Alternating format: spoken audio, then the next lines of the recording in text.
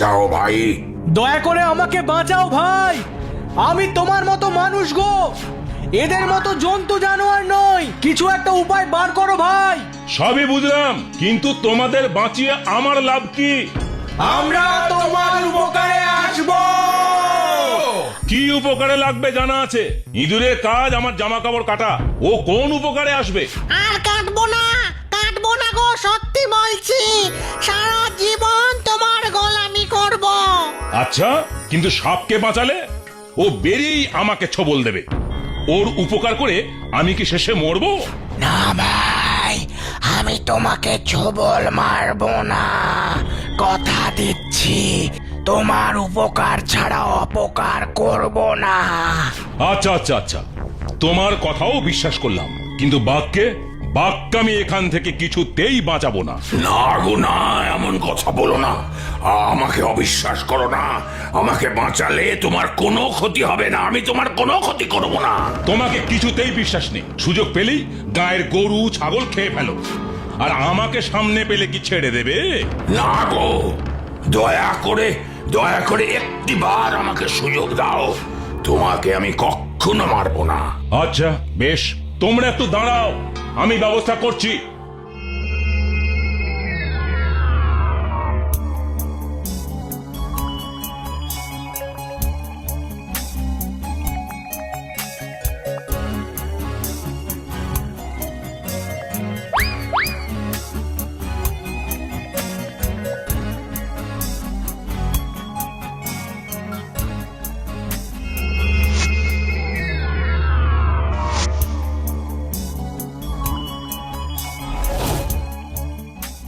তুমি আমার প্রাণ রক্ষা করেছো, তুমি আমার রক্ষাকর্তা, তোমাকে আজীবন মনে রাখবো। তা তুমি কি করবে শুনি? আগে আমি বাড়ি যাই, কাল তোমার বাড়ি গিয়ে সব কথা বলবো তোমাকে। আচ্ছা, তবে বিদায়। তুমি অনেক উপকার করলে, আমিও যথাসাধ্য তোমার কাজে আসবো। এখন যাই, কাল যাব তোমার কাছে।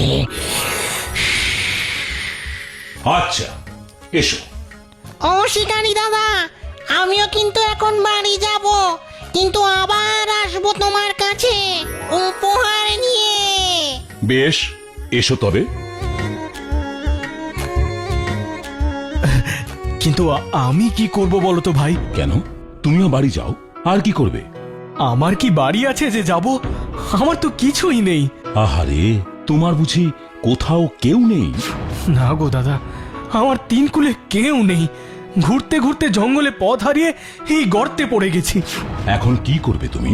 সেই তো, কি করব, কোথায় যাব, কিছুই বুঝতে পারছি না।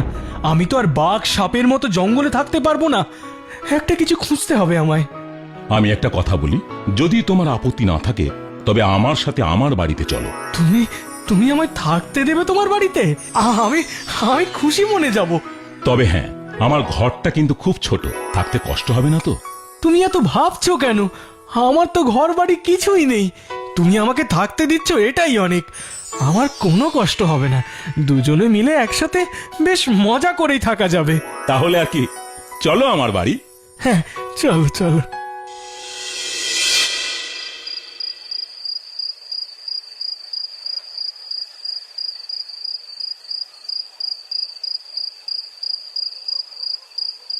হে বাবা, এই বাসি ভাত শুধু নুন দিয়ে খেতে হবে?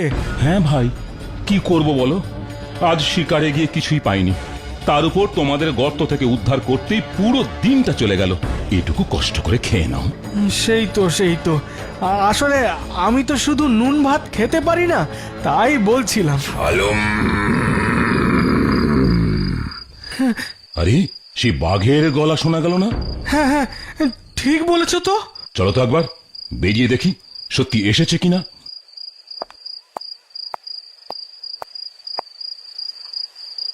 আলম, আলম। উমা, বাঘ ভায়া যে হঠাৎ এত রাতে, কি ব্যাপার বলো তো? আলম, হ্যাঁ, এখনই এলাম, তোমার জন্য একটা জিনিস এনেছি। এই রাত্রে আমার জন্য আবার কি নিয়ে এলে? তোমার জন্য শিকার এনেছি। শিকার এনেছো? কিন্তু কেন? ও মা, আমাদের উদ্ধার করতে গিয়ে তো তোমার সারাটা দিন গেল। আমি জানি যে তুমি শিকার পাওনি।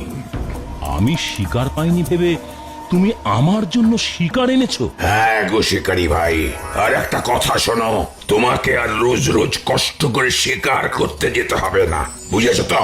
বাহ, এটা কেমন কথা হলো? শিকারে না গেলে আমার চলবে কেমন করে? আমি তো আছি, নইলে তোমার উপকারে আমি লাগবো কিভাবে? মানেটা হলো আমি এখন থেকে তোমার জন্য শিকার ধরে আনবো, বুঝেছ? বেশ বেশ, অতি উত্তম প্রস্তাব বাঘ ভায়া। আজকের শিকার তোমার উঠোনে রেখে দিয়েছি, এখন আসি, কাল আসবো।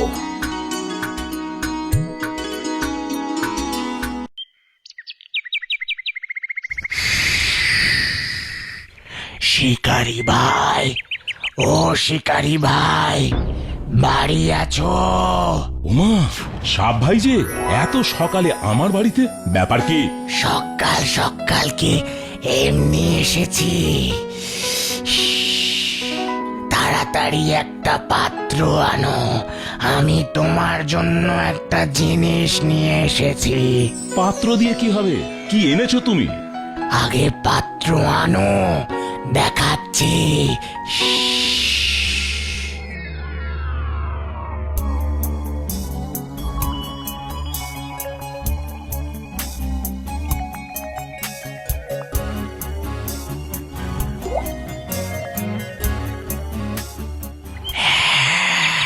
নাও শিকারি দাদা, এটা রাখো তুমি। ও বাবা, এই যে তোমার বিষ, কি হবে এতে? শুধু বিষ হলে কি দিতাম, এটা ওষুধ গো। আমার তো অসুখ করেনি, ওষুধ কি হবে? আহা, তোমার অসুখ করবে কেন? কোন রকম সাপ কাটলে এই ওষুধ কাজে লাগবে।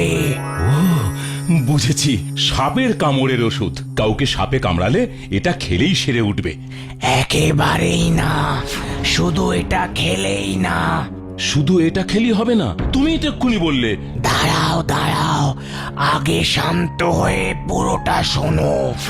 এই ওষুধের সাথে রক্ত মিশিয়ে দিতে হবে।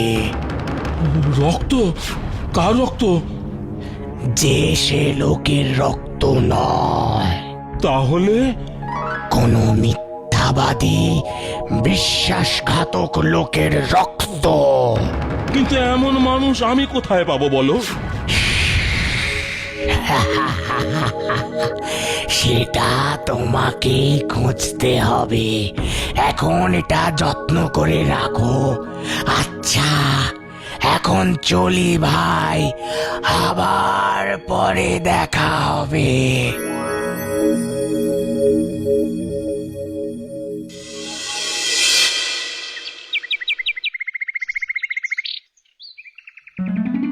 ও, কাজ না করে এরকম ভাবে ঘরে বসে থাকতে থাকতে যে হাঁপিয়ে উঠেছি, ভালো লাগছে না। ওই দেখো, ইঁদুর ভায়া। আচ্ছা, এবার বলো তুমি হঠাৎ আমার বাড়িতে কেন এলে? তোমার জন্য একটা পুঁটলি এনেছি গো শিকারি দাদা, এই দেখো। আমার জন্য এনেছো? কিন্তু এতে কি আছে বলো তো ভায়া? বলেছিলাম না তোমার জন্য উপহার আনবো, সেটাই আজ নিয়ে এলাম গো। ও তাই বুঝি? তা কি উপহার এনেছো দেখি? নাও নাও, ধরো ধরো। ওরে বাবা, এত দামি দামি হিরে মণি মানে কোথায় পেলে? কোথায় পেলে তুমি এত মূল্যবান উপহার এনেছো? কোথায় পেলে? তোমার উপকারের কাছে এই উপহার তো তুচ্ছ। এতদিন ধরে লোকের বাড়িতে জিনিস কেটে সরিয়ে এগুলো সঞ্চয় করেছি। তাই? হ্যাঁ গো, এগুলো আজ থেকে তোমার হলো গো দাদা। কি বলছো? কিন্তু এগুলো দিয়ে আমি কি করব? কেন, তোমার এই ছোট্ট কুড়ে ঘরটা ভেঙে বড় বাড়ি বানাও। হ্যাঁ হ্যাঁ হ্যাঁ হ্যাঁ হ্যাঁ, ঠিকই বলেছো, ঠিকই বলেছো।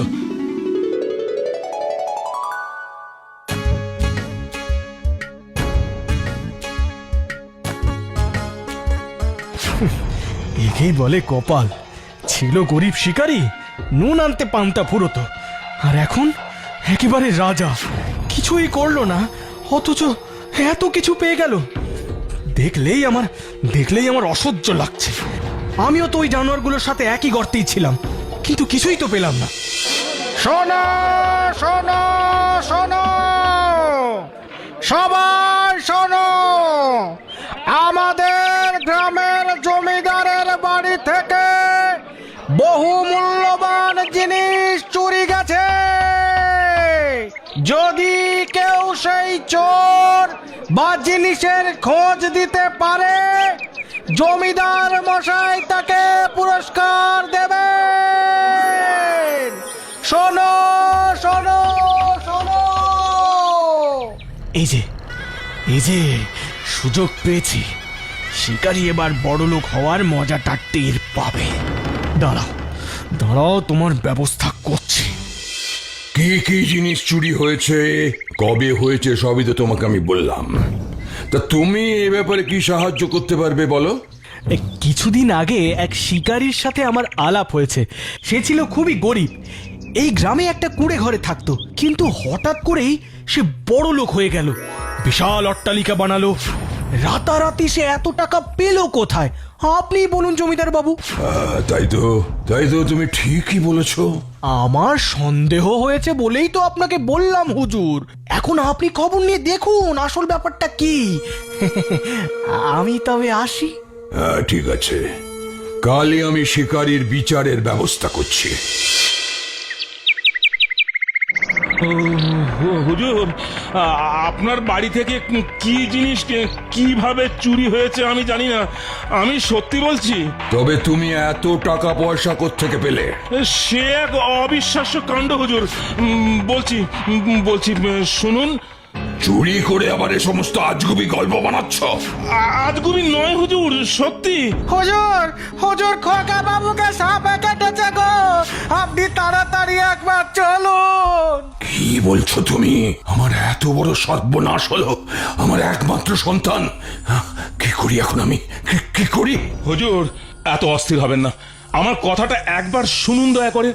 না না না, আমি কোনো কথা শুনতে চাই না। টাকা পয়সা কিছুই আমি ফেরত চাইছি না, শুধু আমার খোকা, আমার নয়নের মণিকে আমি চাই। আমি সে কথাই বলতে চাইছি হুজুর।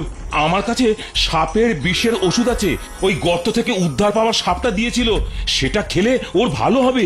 সত্যি বলছো তুমি? তবে দাও আমাকে, দাও। ওষুধ আমার বাড়িতে হুজুর, আমি এখনই গিয়ে নিয়ে আসছি। ওষুধটা খাওয়ালে ভালো হয়ে যাবে তো? না হুজুর, আগে এর সাথে এক মিথ্যেবাদী বিশ্বাসঘাতকের রক্ত মিশাতে হবে। কি আশ্চর্য কথা, এরকম লোক আমি কোথায় পাবো? আর পেলেও মিথ্যাবাদী বুঝবো কি করে? ওই লোকটির শরীর থেকে রক্ত নিয়ে দেখতে পারি হুজুর। কেন? আমার শরীর থেকে কেন? আমি মিথ্যাবাদী বিশ্বাসঘাতক কোনোটাই নই। হুজুর, আপনি কি ওর কথা শুনবেন না ছেলের জীবন বাঁচাবেন হুজুর? না, তোমাকেই রক্ত দিতে হবে। এই, কেউ একটা ছুরি আনো। না হুজুর না। জমিদার বাবু, এবার এই ওষুধটা আপনার ছেলেকে গিয়ে খাইয়ে দিন। দাও বাবা, দাও।